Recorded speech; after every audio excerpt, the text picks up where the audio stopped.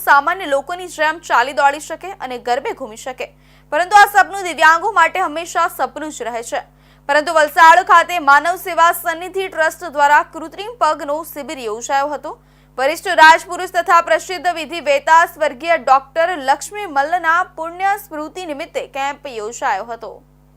વલસાડ ખાતે શ્રી પાર્ટી પ્લોટમાં નિઃશુલ્ક કૃત્રિમ પગનો શિબિર યોજવામાં આવ્યો।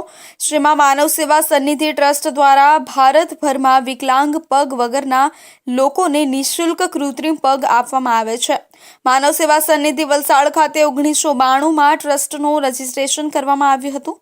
1989માં પ્રથમ કૃત્રિમ પગનો કેમ્પ શરૂ કરવામાં આવ્યો હતો। આજે આ માનવ સેવાની ટ્રસ્ટ વર્ષથી ભારતભરમાં કેમ્પ યોજવામાં આવે છે, જેમાં નિઃશુલ્ક પગ આપવામાં આવે છે, જેમાં દર્દીઓને જમવાની તેમજ રહેવાની સગવડ આપવામાં આવે છે।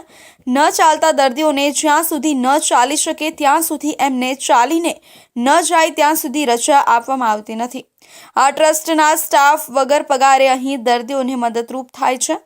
આ કેમ્પ 3 જાન્યુઆરીથી 7 જાન્યુઆરી સુધી વલસાડ ખાતે યોજવામાં આવ્યું છે, જેમાં એજ્યુકેટિવ ટ્રસ્ટી અભિલાષા સિંઘવી આ ટ્રસ્ટનો કાર્યભાર સંભાળે છે। ગરીબ અને આદિવાસી પ્રજાઓ માટે આ માનવ સેવા સન્નિધિ ખૂબ જ ઉપયોગી થઈ રહ્યો છે। આ તેમના એક ખૂબ મહત્વની વાત છે। આ માનવ સેવા સન્નિધિ કોઈ પાસે 1 રૂપિયો લેતું નથી કે ડોનેશન લેતું નથી। દર વર્ષે વલસાડમાં આ કેમ્પ થાય છે।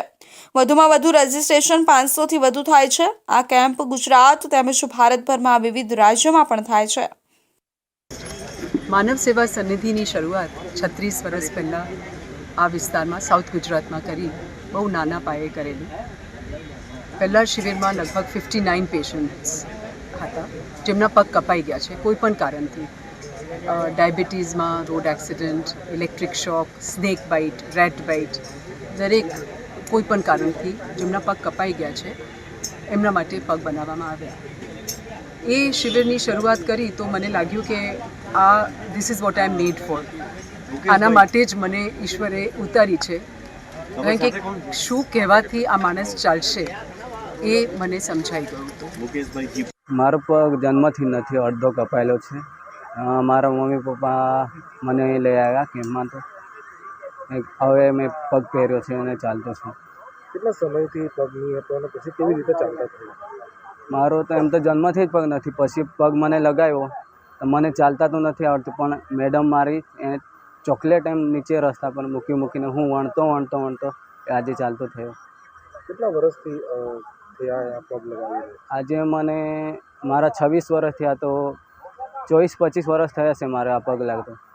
ના, એવું કોઈને નથી ખબર પડતી। જ્યારે હું પોતે કહું છું ત્યારે વિશ્વાસ પણ નથી કરતા કે મારો કૃત્રિમ પગ છે। છેલ્લા 36 વર્ષથી વલસાડ જિલ્લા અને દેશભરના હજારો લોકોને કૃત્રિમ પગ સાથે પગભર કર્યા, અને છેલ્લા 36 વર્ષના સર્વેમાં ફક્ત ગુજરાતમાં અકસ્માતો કરતા ડાયાબિટીસથી પગ ગુમાવનાર લોકોની સંખ્યામાં વધારો થયો હોવાનો ચોંકાવનારો આંકડો સામે આવ્યો છે। ડાયાબિટીસ અને તમાકુના કારણે દિવ્યાંગ બનેલા લોકોને કૃત્રિમ પગ સાથે સમાજમાં પગભર કરવાનો માનવ સેવા સન્નિધિના અભિલાષા સિંઘવીએ નિર્ધાર કર્યો છે। પગ ન હોવાના કારણે લાચાર બનેલા વ્યક્તિઓને પગ સાથે સમાજમાં પુનઃસ્થાપન મળવાની આશા સાથે આત્મવિશ્વાસનો પણ વધારો કરવામાં આવે તે માટે આ કેમ્પ યોજવામાં આવે છે, જે 7મી